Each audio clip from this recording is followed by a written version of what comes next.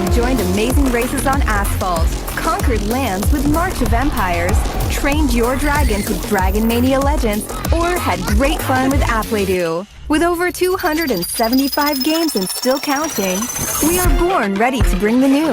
We try every day to offer the best gaming experience to players around the world so they all can enjoy a moment of happiness.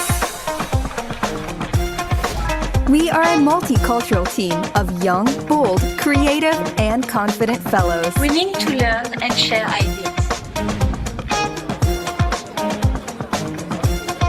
To embrace challenge. To achieve new heights in every single project. But together, we are here to make sure everyone can play. We are born ready for the fun. Work hard and play hard.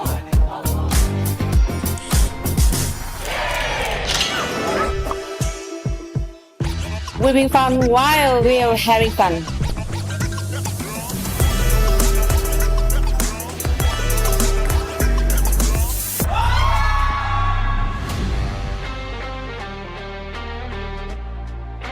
We can enjoy our hobbies here, with our colleagues in a joyful environment that helps nurture our friendships.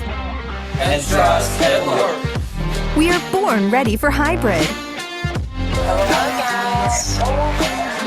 We flexibly work from the office and from home, which brings greater work-life balance. The hybrid working model allows us to arrange our time flexibly without a dip in productivity. We are born ready to break the boundaries. The passion for games drives us. We enjoy the challenges from the very first step. We take risks and think out of the box with innovative and international projects. We learn and try our best so we all have chances to join the Hall of Fame. We are proud to be Gameloft.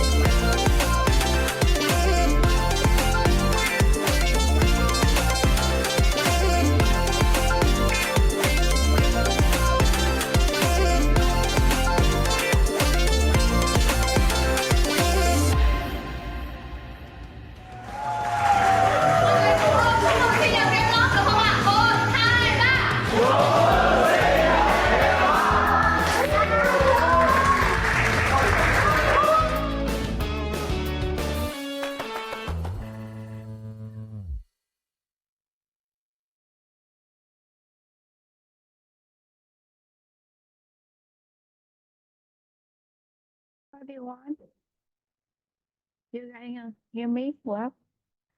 Right? Yes. Hello everyone. My name is Nhật Uyên. I'm representing the communication department at Gameloft Vietnam.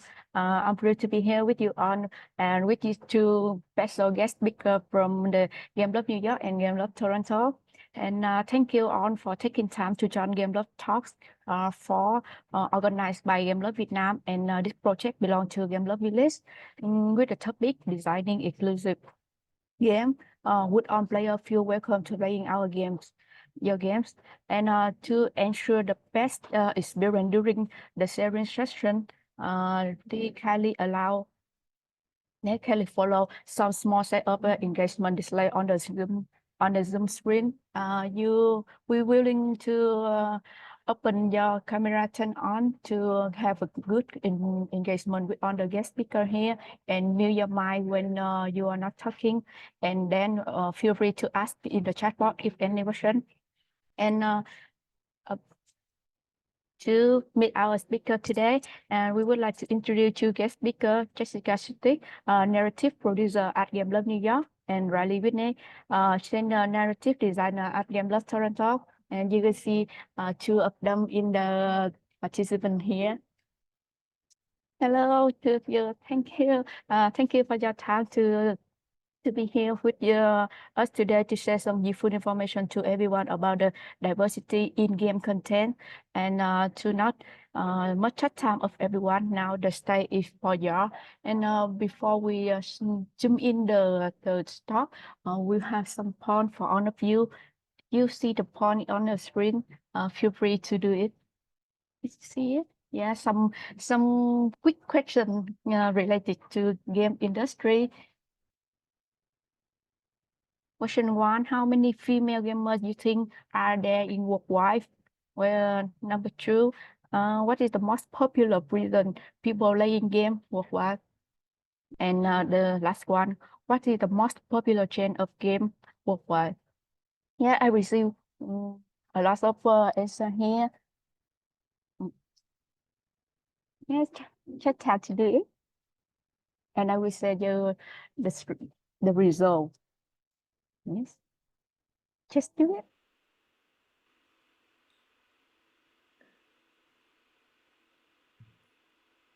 We have 44 participants here, and I received 20 of your answer. The rest one, the half one. Yes, one more minute. Okay, so I will count out from 10, 10, 9, 8, 7, 6, 5, 4, 3, 2, 1. So end, and I will share the result with all of you. Yeah, do you see the result? Jessica, please help me to clarify the answer. All right, let's see. So I've got to look at the answers. Riley, you were the lead in coming up with these. So for the first one, the answer is B, 1.39 billion. And globally, women make up almost 50% of gamers. For the second one, the answer is D. People like to relax and decompress. Yes, I also play game for relaxing purpose only. Not me. I play them to feel very, very tense. I don't feel tense enough, so. So for the last one, it is C. Most people are playing casual games. So for the second one globally, 66% of gamers said they play to relax and decompress, which is 2.04 billion players.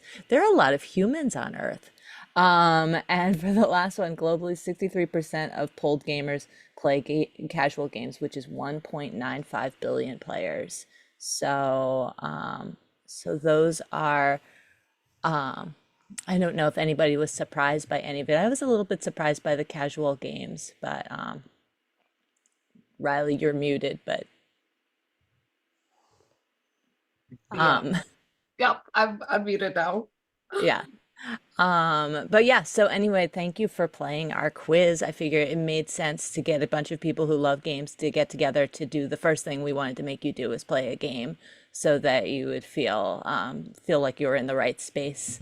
But do you want me to take over and jump into the next part, or do you want to It's not just that you can start to share your tasks. Yes. did you want to pick one person who was the winner of the quiz? Is that's how games work There's too, no right? there's no winner. I got so excited when it first popped up because I had the answers in front of me that I almost answered, but I thought that was unfair. So I'm going to share my screen and get us started. First of all, thank you everybody for coming. I know that it is evening for you, so thank you for taking the time to come and attend this talk. It's really nice to see you all. Let me share my screen now and do this, share. All right, and I will put it in slideshow mode. All right. So yes, I am Jess Sudich. I am a narrative producer for Gameloft in New York City. So I work with the narrative team for all of the games at Gameloft. We write the words, but we do so much more. um, so we do the world building and the characters and all of that stuff. So it's a really fun team. It's a wonderful team of people that are actually even our team now is around the world. Awesome. And I'm Riley Wignall. I'm based out of Gameloft, Toronto. I'm exclusively a senior narrative designer for Disney Dreamlight Valley. I've been in the position for almost 2 years, and we have a lot of fun. Very excited to talk to you today about designing more inclusive game content. Yeah, this is a topic that I really like because I think that it can be it can feel instructive at times, or there can be some, I don't know, in America, I'm from America, so there can be some heat around this topic, but I think it's actually a great way to unlock um, so much more like depth and interest to your characters in your worlds. So I think it's a really fun topic, I think. Um, even no matter what you read about American politics, I think it's a really fun topic. So I'm going to kick off game develop designing inclusive games with all people feel welcome playing the game. I'm also going to keep my clock on so I don't keep you hostage here beyond the time. So um, before we get started, this is a starter kit. It's even for us, it's a working document. When we created it, a living document that is going to change and evolve. So we are presenting some examples. We, of course, are coming from a Western point of view, and we try to keep that in mind, but we wanted to acknowledge that. If you take this, we will share the presentation out after. You can use these tools and ideas and also build on them and explore more, hopefully, with this as the starter kit. Riley, at any point in time, I just want to let you know I can be a real words bully. So please just jump in. Okay. I will also add, yeah, we wanted to start off by acknowledging everyone comes with their own set of biases. This presentation is from our perspective. We want to encourage you to, like you just said, apply it to your own context. Also, for the purposes of this, we're going to be focusing more on the inclusive design of game content and less about features like how to design really accessible games, because that is a whole other expertise. We might be able to touch on that a little bit, but it's definitely more our field of expertise to talk about characters and stories and content and worlds. So that's where the focus of this talk is going to be today. Yep. Yeah. The other, I think that I think it's a good starting point to, it's a good starting point for the other aspect of things. But yeah, I think that we'll kick off from here. Good point. So why focus on making authentic and memorable characters? Why do it? I think that so the numbers I think are surprising for folks. There are now gamers everywhere, and they are everyone. The market is already much more diverse than is reflected in game characters. It really is changing rapidly, and the increase of number of games and types of games has brought so many people into the under the umbrella of gamers. So there are more people from all different kinds of backgrounds and playing games. And so these are some numbers of from around the world of who is playing games. And also 57% of the gamers will be sorry, my own face is blocking my numbers. But so 57% of video gamers in the US between the ages of 6 and 29 will be people of color in less than 10 years. So because the group of people who are playing games is changing, and I think there's been a lot of success in targeting those audiences and in making the games more welcoming, making the stories more welcoming and characters more welcoming.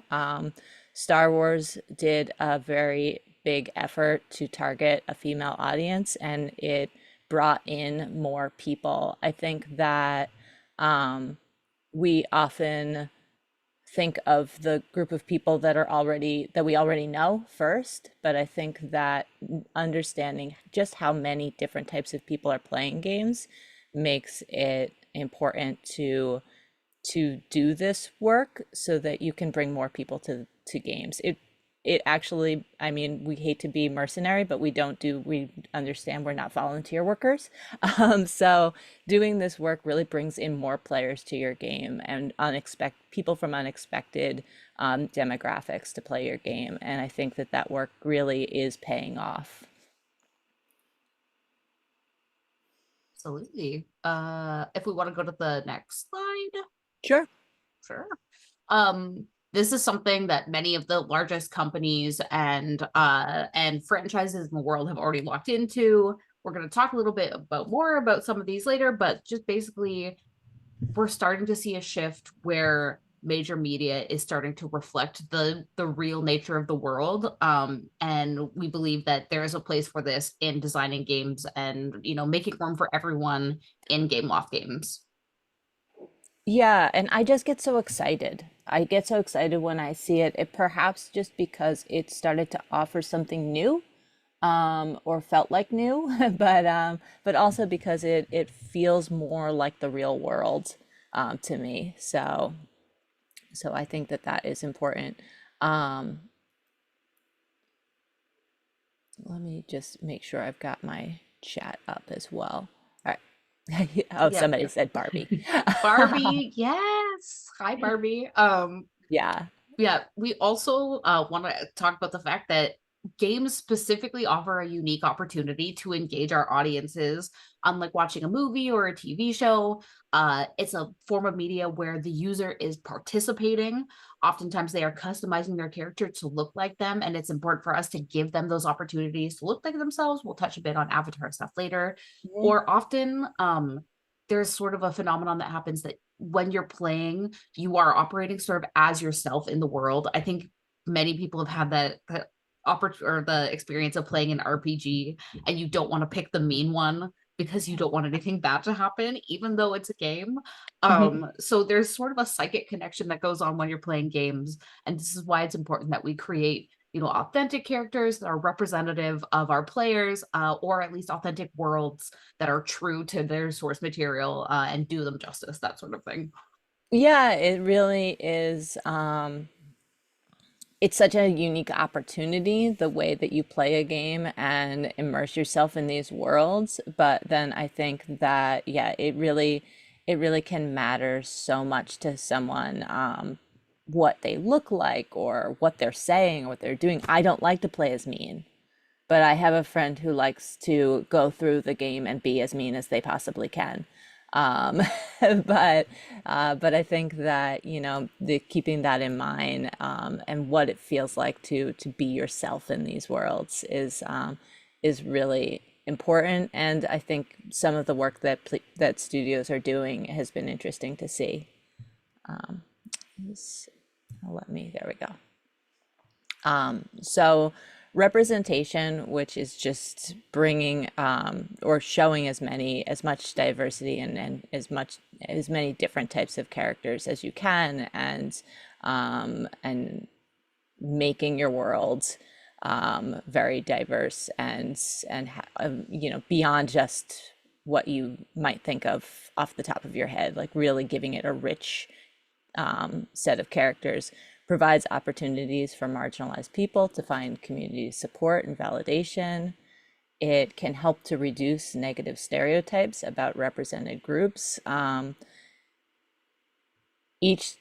mean, you can see this in other media as time has progressed forward. It can really matter when when you have a character that people care about who represents a group of people, or when you have somebody who is the voice of a community. I mean, Ellen DeGeneres changed the world just by coming out.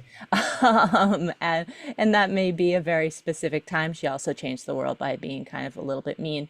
But I think that those moments, they really do make a difference in the world, and they can increase self-esteem for people in the marginalized groups, especially youth, and some of the, I mean, I think it can really matter, especially now. I think that it is really hard to be a teen in the world right now, because so much is changing, and there's a lot of there can be a lot of negativity online. So I think that doing this kind of work helps to increase self-esteem. It makes games more appealing, and it is and accessible to untapped demographics. So you can bring a whole new group of people into your game by doing this, by having representation.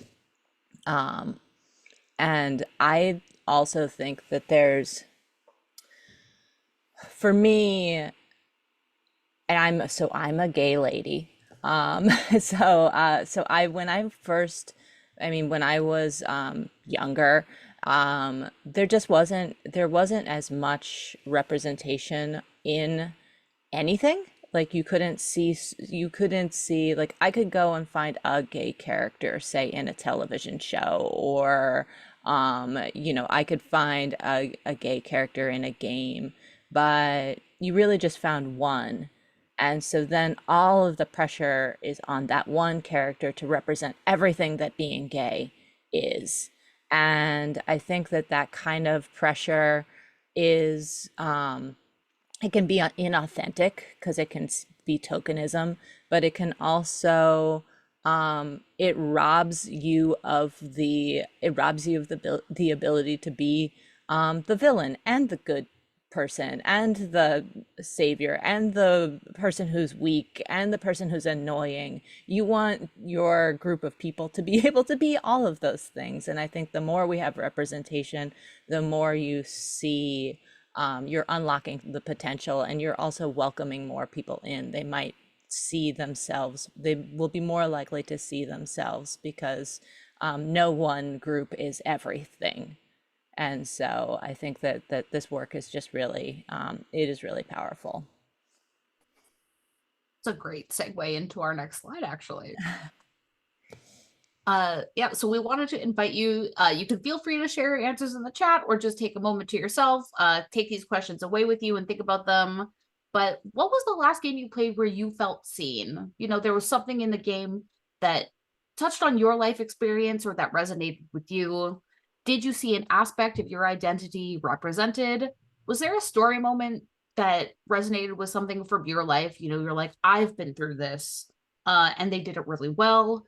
Um, and how did it feel to identify with something in a game or see yourself in this piece of art? Um, and alternatively, if you can't think of an example, what feelings does that bring up for you? Yeah, again, you can think about these. You can like bring them up in the chat as we go. We will have a little activity coming up in the next slide as well. So just Yeah, something to think about. to that end, Riley, do you mind keeping the chat up on yours? Because I know that I'm sharing my screen, so I don't want to block the screen by me while I scan through what people are writing. But if anybody does I pop anything in, um, will do. yeah. So, All is there right. anything, do you have any answers to any of these questions, Riley? Sure, I could jump in here. Um, I would say there's a couple of things for me. I definitely jumped into playing Hades for the first time. I've never played a roguelike game before. Um, but I heard that there was the opportunity for you as a protagonist to romance characters of any gender and that there were queer story elements, and that really drew me in. And you know, I it's not my genre. I struggled really hard to play that game. I'm not good at it by any means, but I toughed it out because the way that they told these character stories was really respectful and interesting and resonated with me.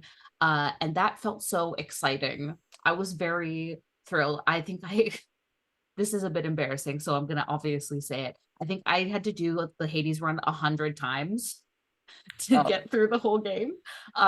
But I toughed it out because I was like, I need. Um, but yeah, I think that I wouldn't be embarrassed, Riley. I don't think that I am very good at that game either, but I also played it for just the really in some ways the same reasons. I just heard it was so like such interesting stories, and so it did bring me, it also brought me to a game that I wouldn't normally play.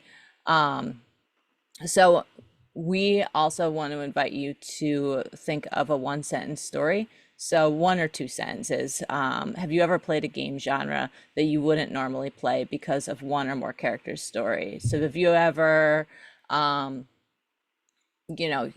for example, I am mostly drawn to MMOs, but I played A Night in the Woods because it had a neurodivergent character and it was a good story and opened me up to more single player games. Like, is there ever been something that you're like, oh, I'm gonna check this thing out that I don't usually do because it seems to have an aspect in it that speaks to me?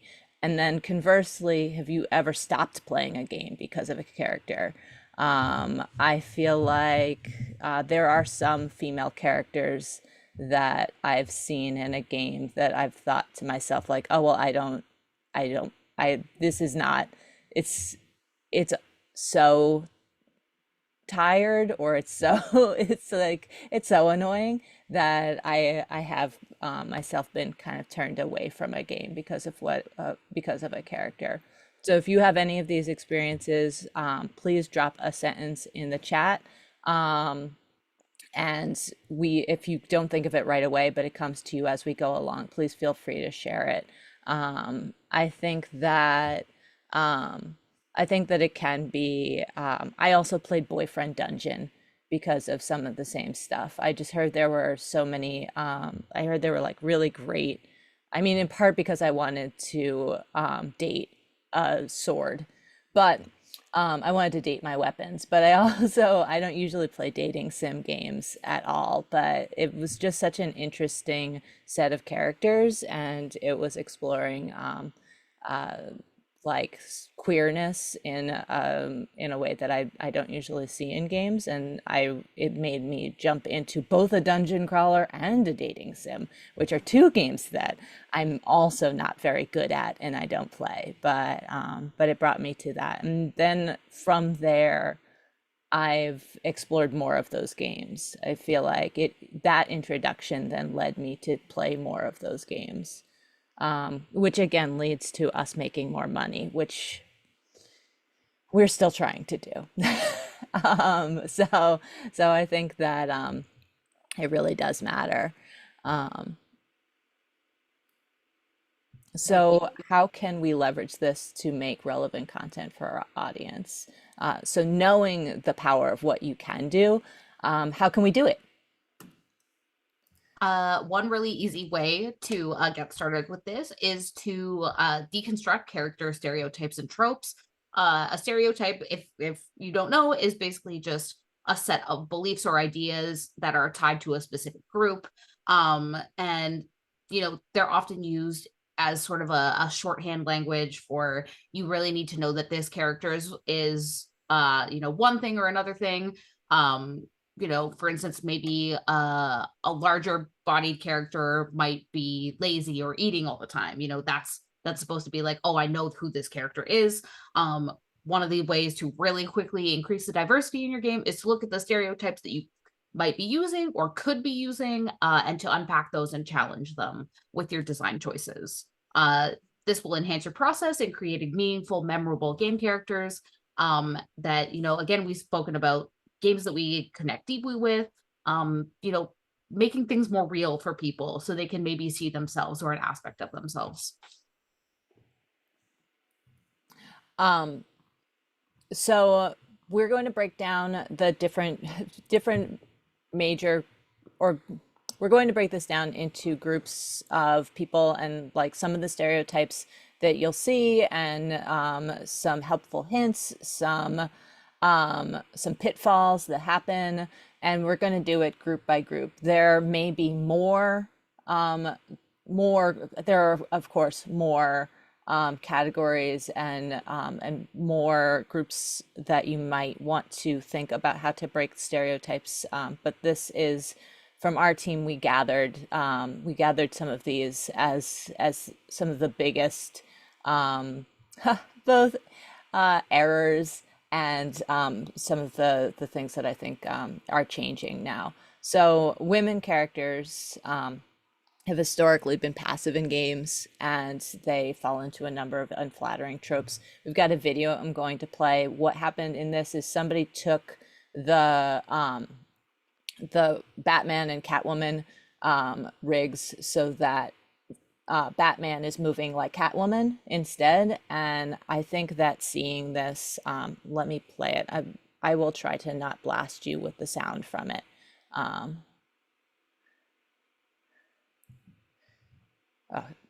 The sound doesn't play at all. That will help. Feel like we should do of course this doesn't work now, it worked in rehearsal. But we should do like a live lip reading of yeah, and I think it's okay. The dialogue doesn't matter as much. But seeing Batman move like Catwoman, I think is it just makes you realize how often female characters in games are moving like this, and we never even think about it. But seeing the swap makes you think of that. And I mean, Catwoman, you might say to yourself, well, Catwoman is Catwoman, she's a cat.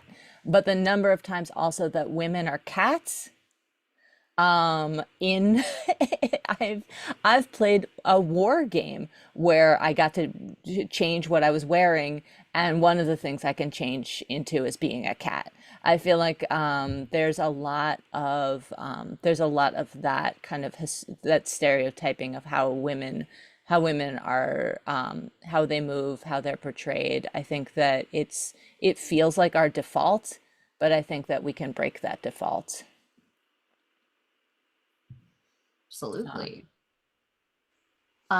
Yeah, we could talk about another great example of a woman character who is more fleshed out for us is Cassandra from Assassin's Creed Odyssey.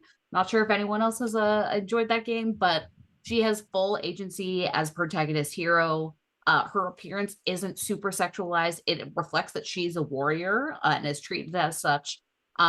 It's never really made a point that she's a woman in the narrative. It doesn't matter. She just exists. She's a fully formed person. We love that for her.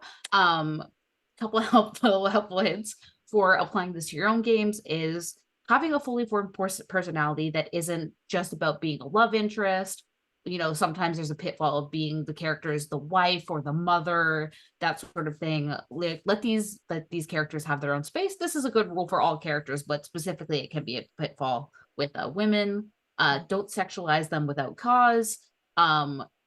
It's good to have multiple characters, multiple women in your cast to avoid, stereotyping or putting, again, we'll talk about this more, putting the onus of being the woman on one character, and provide them with agency and choice. This is a thing we see in a lot of, we touched on it, women become a prop or a plot point for, the main protagonist to save or rescue.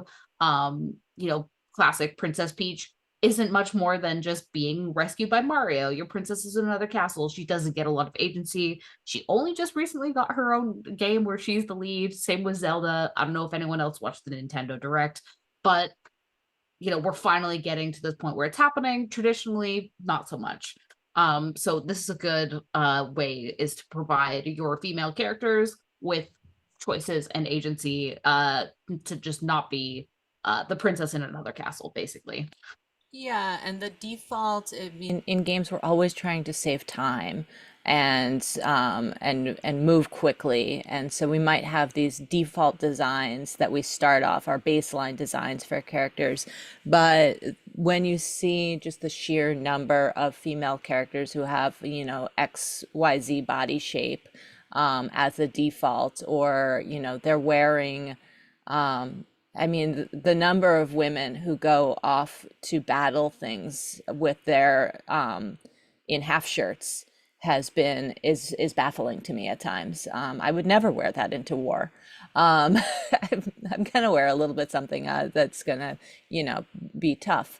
But I think that some women will want to play as that. Some men will want to play as that. Those characters can still exist, but we really want to just to diversify that, and if we're doing it, do it for a reason. I believe there's something called I know there's something called the Bechdel test in other media.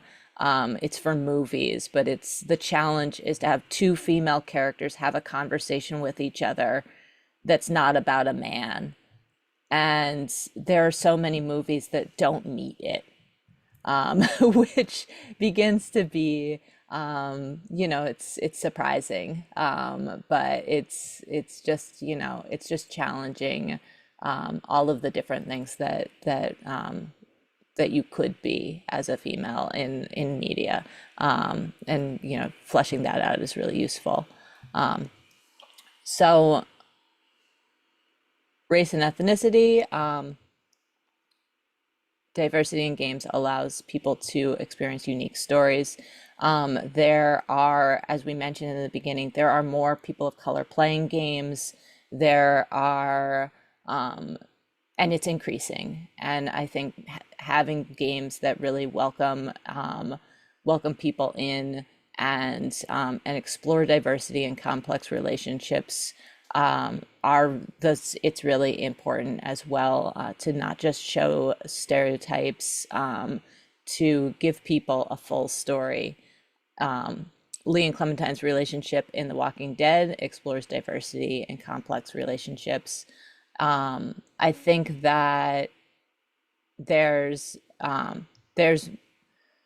this feeling sometimes like so we've done a lot of global work on our team, and I think, coming from an American perspective, I may be more like tapped into some of this conversation, at least in what things are in America. I'm thinking about this in a really American way, but I think that you might think sometimes you're celebrating a group of people with a character, but I think that you want to really think, like, do some research on, like, am I representing what these people's experience are right now?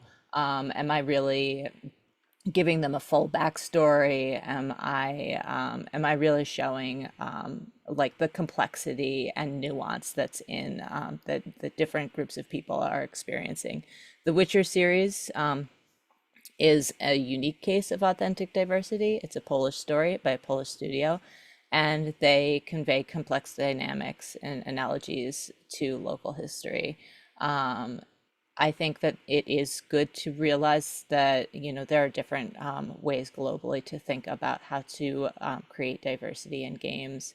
But that game also fell short of some of the diversity expected from North American audiences. So, you know, also the more games that there are, the more we can explore this more fully. But I think that really giving that kind of depth and authenticity to your diverse characters, your ethnic characters is important. Absolutely. Let's next slide. Um,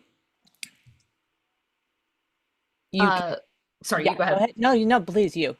I was just gonna say, as we touched on before, stereotypes are often used as shorthand to really quickly convey this character is from the Middle East. As we can see, we have this not great example from Animal Crossing in which their character is a camel named Sahara who is carrying around these rugs. People did not respond positively to this. So it's at best it can be perceived as unnecessary, and at worst it comes off as very racist. Diversity in your games doesn't mean making characters tokens or single representatives of the idea of a group of people. We really want them to be living, breathing characters. Stereotypes are the polar opposite of authentic, genuine experiences, and can be very problematic, as we said. So these are something that we want to avoid. Mm-hmm. And you want to, there are times where I think you can even, it can be, it can seem like, like you're doing, you know, you're putting a character in, you're doing the work of representation. But I think that ex like we now need to explore things one step further. We need to, you know, because the audiences, if you are designing characters and want to welcome those audiences in, then you can end up really having I mean, this character is a swing and a miss. But you can also end up with watered down characters that just don't feel real, and, you know, at worst racist. But even when you just see like, oh well, you know, it can make it feel like you you don't even like, it can just make you feel like the game is out of touch and doesn't understand what's going on in the world. So I think that that doing that work, having and reaching out to you know, having like conversations with people in different communities, the more you can do that, I think the more you can avoid these pitfalls. There's the importance of avatars. We are hardwired to remember faces. People are One of the things people really love about games is customizing their character. And one of the things that we are working on and have missed on for so long is allowing diversity in avatar creation. It strengthens the world that you're trying to create, and it welcomes people into the game. And I know that for a really long time, people from different ethnic backgrounds haven't been able to see their skin color or their hairstyle, or, you know, what, like, they haven't been able to make their avatar look like themselves, and that can be really isolating. And it can really open your game up. I think it's another moment where I think people might play a game just so that they can make themselves look like themselves and see themselves the way they feel comfortable in a game. So Animal Crossing, this is a quote from somebody that, let me just move this out of the way. Whoop. Animal Crossing New Horizon finally gives players their blackness for the first time in the main Animal Crossings game. There's a wide range of skin tones and hair types selectable from the start, and it's really rare for me to see my hairstyle in games. But when I create my villager, he had the same cut, and the little dude almost pulled it off as well as me. And let me see if I can make you all come back. Oh, nope. Oh dear, I accidentally shut down my presentation. Oh no, I can still see it. It's okay. This Okay. is like a really great quote because I think it demonstrates super well the that hunger that people have for these diverse skin tones and hairstyles. People, yeah, maybe you want to make a fantasy character, but maybe you do just want to be yourself, especially in a cozy game like Animal Crossing. This is something that we try to do on Disney Dreamlight Valley, is offering an array of skin tones, hairstyles, so that many people can feel represented.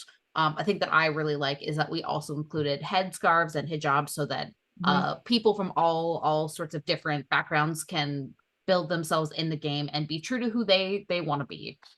Yeah, it matters so much.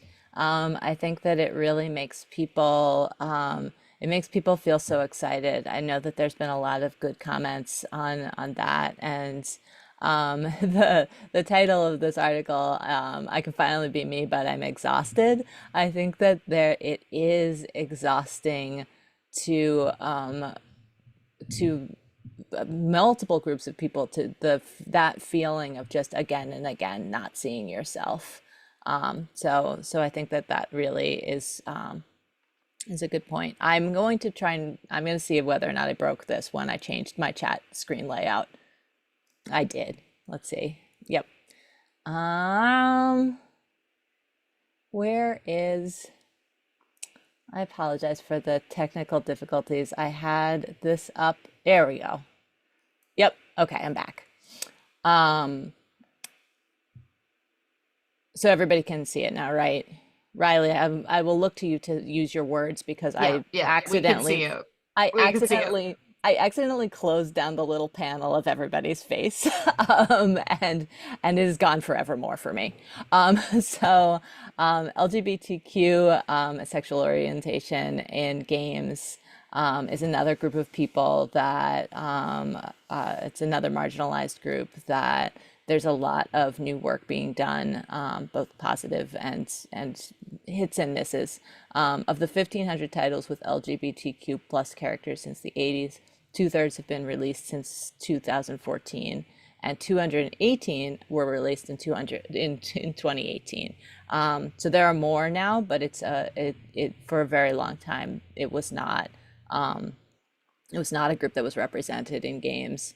Overwatch, a popular hero to play as, Soldier 76 was revealed to be gay in a tweet. It provides more representation, and people get excited. I think it brings people to the games. The Last of Us brought LGBTQ plus people to the front lines of mainstream action adventure games for the first time. Not just being a side character, seeing and women. Last of Us is exciting because I think that I feel like gay male characters were seen in media first, and now more women are being seen, and more non-binary and more characters. There's so much. LGBTQ plus is a very big umbrella that it encompasses a lot of different perspectives, and it doesn't have complete agreement under that umbrella. I think that there are very different experiences of the people in that group, even though it's kind of lumped together in a category. So I think really having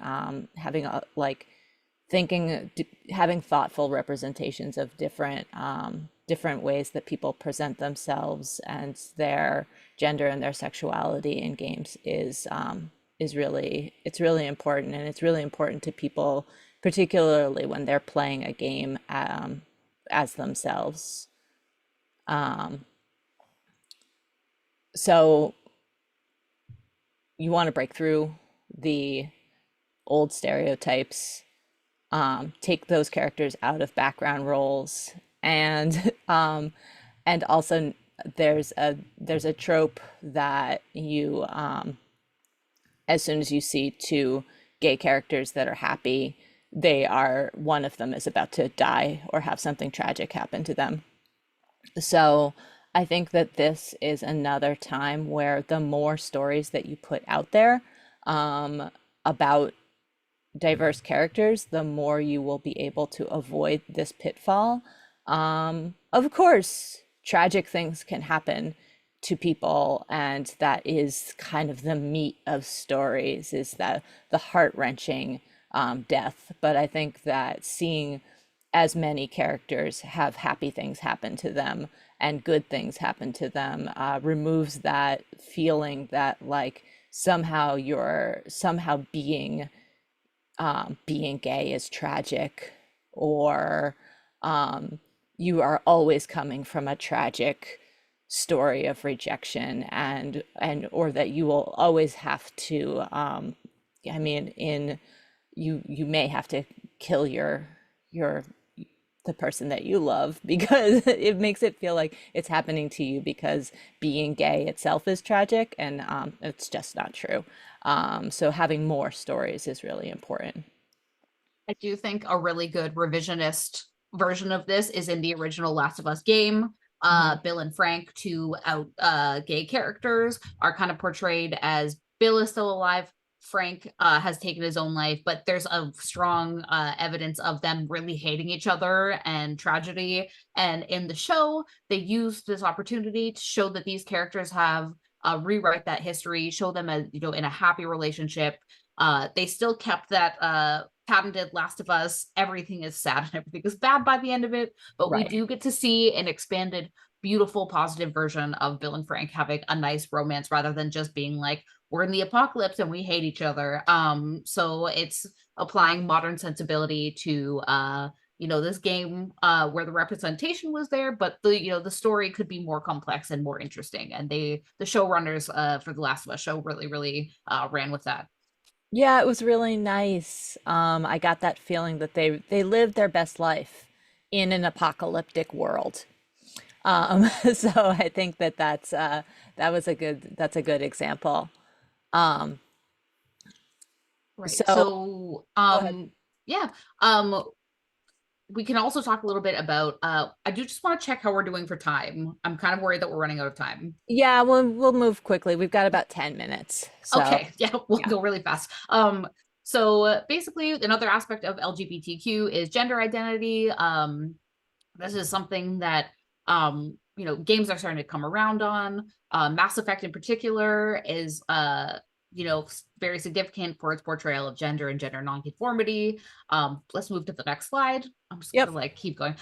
Some really good examples are Dragon Age Inquisition. There's a trans man named Krem who is fleshed out as a prominent character and is never ever singled out for his identity. CD Projekt Red eliminated barriers between male and female characters after backlash for their character design in Cyberpunk. Tell Me Why is the first mainstream game that has a transgender character as the playable lead hero. And this is becoming more prevalent now, but in Assassin's Creed Odyssey, you can romance anyone of any gender. There's no barriers there, which is great.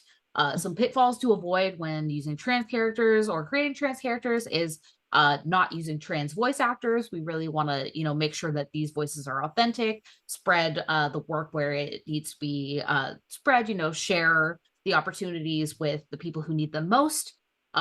Making characters choose between male or female in games. Some people don't want to do this. Limiting choice for character customization by gender. You know, we'll talk a bit about Baldur's Gate 3 in a little bit. Baldur's Gate 3 really let you run wild with your choices, which is fantastic. And portraying trans characters as crazy or for comic relief. This is a good thing to avoid for pretty much all LGBTQ characters of gender or orientation. I think yeah, I don't know if Will and Grace is a thing for y'all, but like the stereotype of Jack as like this really flamboyant, over the top, just played only for laughs a lot of the time is it's pretty dating at this point. So it's good to keep those things moving and look at them with a more open lens. Yep. Also, up to 30% of gamers are disabled, less than 1% of characters in games are disabled. I think that we can really show and portray disability and hidden disabilities more truthfully and more and as tough. These are some characters in Mad Max and Overcooked and Hellblade that are showing characters not reduced to tropes or played for laughs. They are strong and they're tough. And I think that seeing that is really powerful. This is another area where I think, as Riley mentioned in the beginning, there's more work to be done to make games accessible, so that the 30% of gamers who may be coming to games and more than that are able to access games. But I think that in your characters you can really show strength and show depth in your characters in a really interesting way. Age is another group of people that I think they're often portrayed as being in a state of dependency or as a burden. But you can defy those stereotypes and you can show older characters as strong, or in Watch Dogs, Helen's invisibility becomes part of the player's experience and is used as a mechanic. People in the gaming industry is it may still be pretty young, but I think that it's been around now for enough years that there are a lot of people of all different ages playing games, and so making that being sensitive, or also just adding strength, showing strength in older characters is really going to keep those people playing who have been, who are older players, and socioeconomic status is another area that I think often gets stereotyped. Depictions of characters from impoverished backgrounds, low social standing, or working class are often treated as background scenery or pawns. And I think that we can just do better. Night in the Woods, the main character returns home where most people struggle to make ends meet in a declining working class town. And it's not all doom and gloom. Night in the Woods is leavened by its cartoony aesthetic, and it can be cheerful. I think that we can just show that, I think that there's sometimes this idea that you are going to show diversity, but you're going to show everybody who is from a marginalized group as unhappy. And I think that we can break that because it's just not so. Another great way to add a little bit of interest and diversity as your game is to examine your character designs for any sort of body type bias. For instance, we often see that feminine bodies are slimmed down and sexualized, masculine bodies are muscular and aggressive, and people in larger bodies are often coded as immoral, monstrous, at worst disgusting. These are stereotypes of with real world consequences. As you can see from this photo on the right hand side of the slide, all these people have very different body types. There's big, tall, like large, slender. We see Abby at the bottom of this slide, very muscular, but still feminine. There is a lot of work to be done in video games in this category, I guess in all categories, but we often want to show powerful characters, but what does power look like and what can power be like? It's sort of on us. We build the worlds we want to see. So it's worthwhile to unpack all of these biases and use that for the greater good of our player base. Yep. And I do think that so when we think about historical authenticity and historical accuracy, it touches on this idea, and I think this is true for all of these marginalized groups, all of these characters and worlds that we're building. We're writing these stories, so we have the power to do good and to show an interesting and diverse and welcoming world. Sometimes in historical games, people might believe that it has to be XYZ way because that's the way history was. But when you're designing a historical game with a player character that's making choices, you're already straying from historical accuracy. So you can make a more inclusive history. Around the World in 80 Days did a great job. Bridgerton, the show, is doing a great job. You have the choice. You're in the power of building these worlds and making these characters, and you are likely already not 100% like historically accurate. So I think that I would not use that trap. I would look beyond the obvious. And when you're doing research, keep in mind that the places that your research might be coming from, that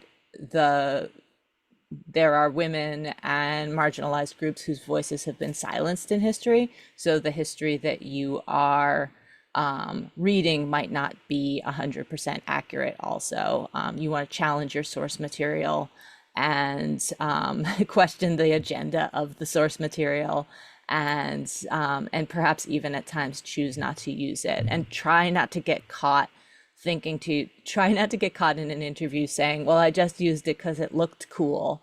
I didn't really look into where it came from. Cuphead is used the Fleischer style of animation, and they say that they used it just because it was like a fun style of animation and they didn't mean anything by it, but it actually has some really negative racial stereotypes in it. And Lord of the Rings, we all now take as pretty much just the facts of orcs and elves and such. But I think of where that source material is coming from and what you can do to change it and update it and make it your own and make it more inclusive. We're at time, so I will kind of move through our exercises. Let's see. So I will touch briefly on implicit bias. This is about the idea is that everybody is coming with their own background and their own blind spots. So your associations of what the first word that comes to your mind for these categories, it might be very different from someone else, even when you think of yourselves as very similar in many ways. Your Venn diagrams may overlap in many ways, but you may still have your own religious upbringing, your own culture, the region of the world that you came from, your socioeconomic background, your generation. Any of those things may affect how you approach people and ideas and research and character design.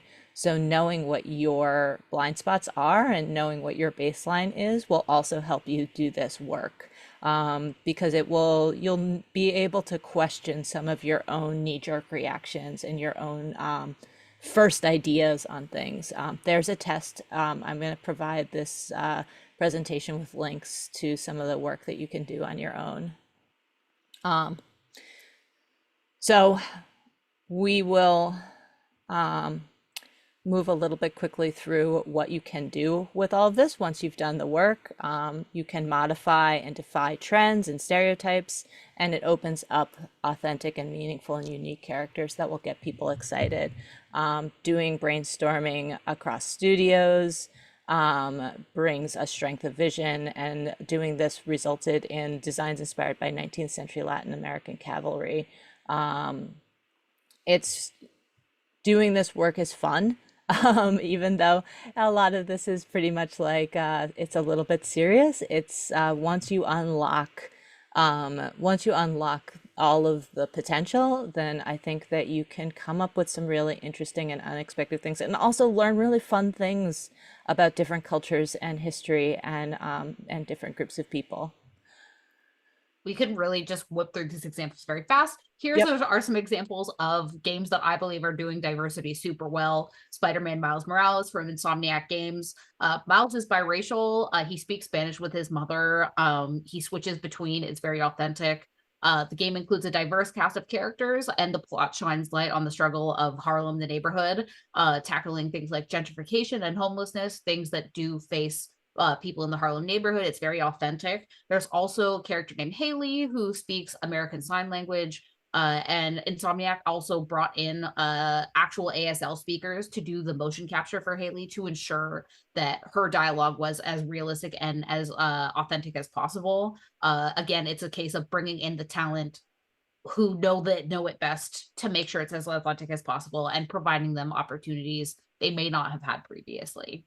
Yep. Baldur's Gate 3, really great character builder in Baldur's Gate 3. It lets you choose your pronouns. Body traits and characteristics are not tied to those pronouns. If you decide to be a she, you can still have a more masculine body traditionally. And players of any gender can romance any of the romanceable NPCs. I do want to also just point out here, Baldur's Gate 3, for all its character joyousness, really does rely on building out fantasy stereotypes. My favorite example is early on you fight goblins. Goblins are primitive, savage, and disgusting, and there's nothing in the game that ever challenges that. So even in your own world, it's like worthwhile to look at the stereotypes of the characters that you're building, and then asking how you can challenge those. Maybe there's a goblin you meet later who really likes reading or wants to design ball gowns, and that's very interesting and fun to kind of create this stereotype and then break it. That makes the world feel more real because, as we said, no one is a monolith. Not one group should be all one thing. Right. The last one is really quick, small indie game by Visi Games, which is based in Toronto. It's called Venba. It's 2 hours. I highly recommend it. You play as a South Indian immigrant mother who has moved to Canada. This game for me opened up my eyes to the idea of like, you sort of see immigrating to another country as like this promising opportunity, and why would you ever go back? But some of the struggle in this game is opening up to, do we want to stay here? Our whole lives are still back in India. It really they struggle with socioeconomic issues, but the gameplay involves cooking Indian dishes. So as you're learning about these backgrounds, you're also learning about Indian food and solving these puzzles. It's very embodied and very cool, and I highly recommend it. Please continue. So in your current project, you can now kind of reflect and think about what opportunities there are to challenge stereotypes, and how can you ensure that people on your team feel safe to voice their opinions. As we were talking about your blind spots and your implicit bias, I think it's good to remember that there are a lot of different groups of people that, there are many different backgrounds that people might have, your age, your gender, whether you're a parent, what your socioeconomic background is, are you neurodiverse? And there are many people who feel like they were the only one in the room.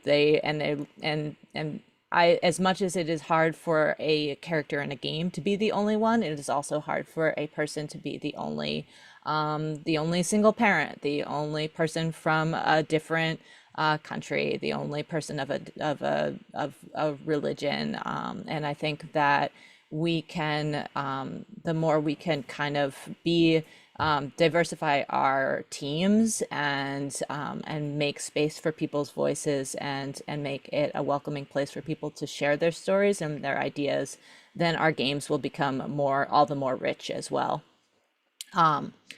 So I think that you can, I'm going to kind of move quickly through this, take inspiration from the greats, look to see what's out there, look to see what's been done already. And I would like to, I think that we can, we've touched on a lot of this already, making diverse casts, making, instead of a character who's Black, one character who is gay, make a character who's Black and gay and trans and elderly and larger bodied, make several characters with different identities, just create a literally diverse cast, and I think that also don't put their marginalization at the center of their story. I may be gay, but it might not be the first thing that I identify as. And I think seeing that in characters is important as well. And hire diverse teams. I think that consult with people from groups, have those conversations. If you don't know it, you can't know everything. So reach out and hire people and talk to people and have consultants who can really add to the richness of your game. There's also a great opportunity for us to do this in our own workplaces, not only in your own studios, but throughout the global Gameloft community. We want to make sure that we're creating space for everyone to contribute and uplift contributions from people with marginalized identities. If a queer person says, hey, that's not super accurate, we want to make sure that that opinion is heard, because it is going to be more authentic. We really want to be there to support our coworkers in their initiatives whenever they come up, to make it more normal to speak up about these things, because I know sometimes it's difficult to be the only one bringing up a topic, or being vulnerable, being kind of the voice of dissent, saying, hey, this seems a bit ageist, should that elderly woman be so feeble, that sort of thing. Also, we do have the benefit of being a very global company. There is power in reaching out to the wider Gameloft community in different parts of the world to see what they think, what their experiences are. And we have a great well of diversity from which to draw just within our own ranks, basically. Yep. Yeah, I think that it's we can at times be siloed, but I think that breaking that down and reaching out is pull from our own well of experiences. Again, this is all just to start the conversation. There's so much to kind of dive into, and there's also we are a global company. There are other regional differences and things in different countries in different parts of the world that we might not have as our first top of mind opportunity that could be brought into a game and shown in a game. But I think that add on to this work and ask questions and be open, and I think that the results will be really great games. I'm going to stop my share. But yeah, sorry we ran a little over time and powered through at the end. But I do think I don't know if there's time for the Q&A or if anything came up. Yeah, considering the short time, we can have a Q&A session with one or two questions. Everyone feel free to unmute your mic or feel free to chat in the chat box if you had a question to Jessica already. And regarding on the question we receive in the registration form, we will answer them on and we'll send you the email later. Mm-hmm.